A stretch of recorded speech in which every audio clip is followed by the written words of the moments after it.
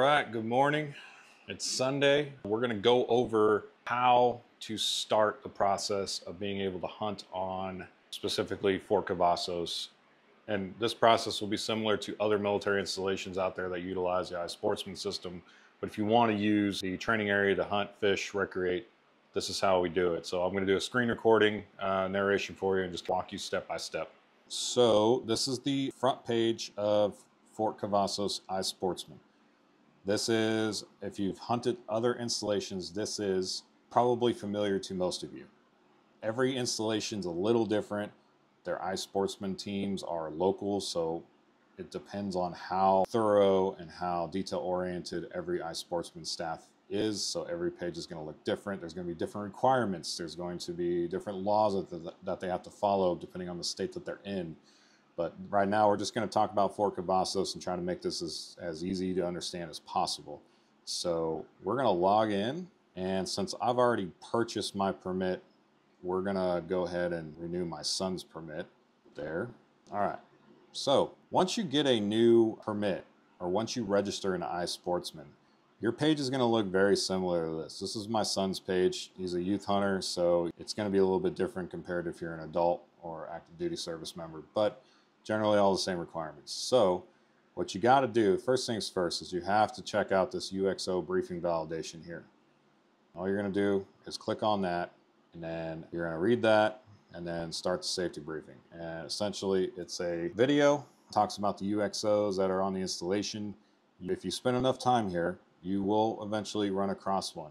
Most of the time they're training rounds or they're dummies, but there are times where they do find live ordinances that just did not go off, or previous generations had just thrown them in the wood line and went back to the base, just how things were back then. And that's the reason why this video exists. So every year you have to watch this video and validate it, and you'll see you cannot just skip ahead. So if you're going to play it, you can watch the entire thing, but you still got to wait until this button ungrays itself, and then it becomes an active button before you can go forward.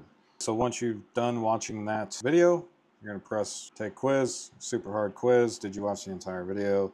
Yes, and it should be good. Continue to permits. All right, so because this is my son here, so because his age is recorded in the registration as being under 18, he is entitled to these permits here. So he's got his youth fishing permit. We're going to add that. So this is your confirmation. There's going to be that one there. All sales are final. You got your general recreation permit. You don't need that if you're going to get a hunting and fishing permit. We're going to add the hunting here because he's going to try to get his first deer this season. So those two are in the cart. And all we do here, view cart and check out. So once you have done the payment portion, you'll have your permits paid for, and this is your receipt.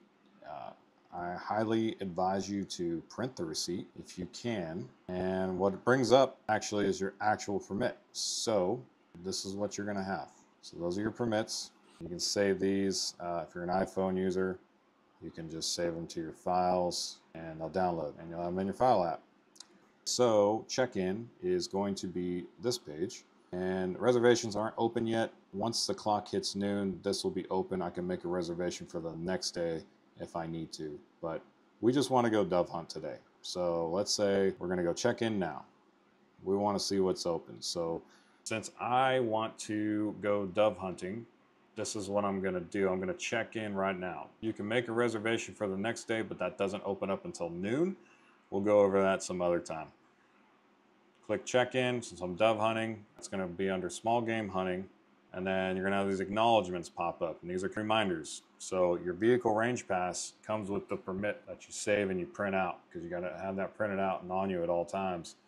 Your vehicle range pass is going to be on the dashboard of your car or your truck, and that basically tells the game warden or the MPs who range control that, hey, there's a permitted recreator in the training area and his vehicle is allowed to be there.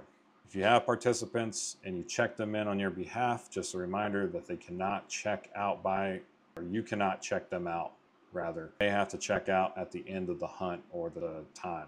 Turkey and small game participants, no more than one person may be checked in as a guest observer. So if I want to take somebody out with me to call, I cannot take more than one person to go out there and call for me.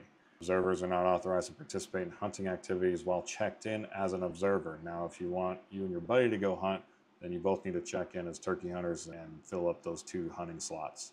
Same for a small game. This is small game options, only small game species, including wild pigs and unprotected wildlife.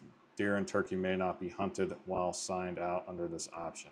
This is just a reminder, if you harvest any pigs while you're out there game hunting, you got to take them back to the check-in station for recording. And then also your weapons limited to shotgun, not larger than 10 gauge with BB size shot or smaller. Smoothbore shot for muzzleloaders, BB size shot or smaller, or legal archery equipment. Click on it. So you can pick which area you want to go to based on the open close status that range control puts out. So let's say I want to go to TA 71 for dove hunting. This is some more reminders. This is an archery shot shell only area. So click I accept. Troop avoidance. If you see troops in the area, stay away 500 meters at least. If you see them in the area, you got to leave and contact range ops and let them know what's going on. Training takes priority, so you just got to deal with it. All right, so this is where you can check in other participants. Now, for the sake of this video, if I want to check in another participant, I click yes, I put in their permit number, and then I put their last initial. So if your last name is John Doe, you type in D. And then once you do that, you click add participant, and that puts them over in there. So I'm going to go back. I'm going to start over. No, this time. Do I have any guess? Same process. You would enter their permit number and then their last initial, and you would log them under you. Click no. Reminder, everybody has to be out of the training area by 2,200 hours. It's just the rules. So if you're a night hunter for hogs or you catfish all night, that's not authorized anymore. So I accept. So this is pretty much your contract when you check into an area. So your acknowledgements are here, specific game location. I verify all this stuff before I head out, and I confirm the check-in. So checked in, we're good to go. This is good. What I also like to do is I'll screenshot this and save it to my phone in the event that for some reason, because technology doesn't always work the fastest, this doesn't pop up when the game warden is checking iSportsman if he encounters you in the field. Or if something happens to where you are in the area and somebody finds you and says, hey, that person's not checked in, and they report you. This is your receipt, essentially. This is your proof. So I advise you guys to screenshot that and just keep it in your photos and save it in the event that you need it. And then delete it later if you don't want it. So that's all done. If I don't need to do anything else within iSportsman, I just log out. Now, if I need to check out, say I'm done dove hunting. I'm going to come here, I'm going to log back in. So back up here to check out, right here. So you can see my current status. I am checked in to 71. All I got to do, check out. Leave feedback. So this is optional, but this is what they use to pull their data for every year when they're deciding to make regulation changes. So if I have something to report, hey, there's trash or somebody dumped a bunch of stuff in this particular area and it looks hazardous, I'll put that feedback in here. Or if I see, sometimes if you see a large grouping of turkey and that's just not usual for that area. Sometimes if I see a lot of jakes or a lot of hens grouped up together, I'll type that in here. That kind of feedback helps the biologists understand what the person on the ground is seeing. And if I have any suggestions on rule changes, hey, maybe we can bump the time up to 2,300 instead of 2,200, I'll put that in there. Just whatever you're feeling like that day. If you want change, if you want the program to get better, you got to help them out, give them feedback so they can work off of that. All right, so at this time, so we're going to put excellent. Next, this is important. A lot of people get to this point and they're like, I'm good, right? Nope. Confirm checkout. You see it, it's even flashing at you. Click that. Now you're checked out. Again, screenshot this so that you have it in the event that it doesn't go back to the server and you're still checked in. If you don't check out by 2,200 and you're still showing checked into the system will automatically ban you for 14 days. Now, if you have this saved in your phone as evidence, you can contact iSportsman on the installation and say, hey man, I was checked out, I don't know what's going on, and they'll look at that and they'll usually take care of you. All right. And when that's all done, we're done. So that's pretty much it for checking in and checking out, getting registered.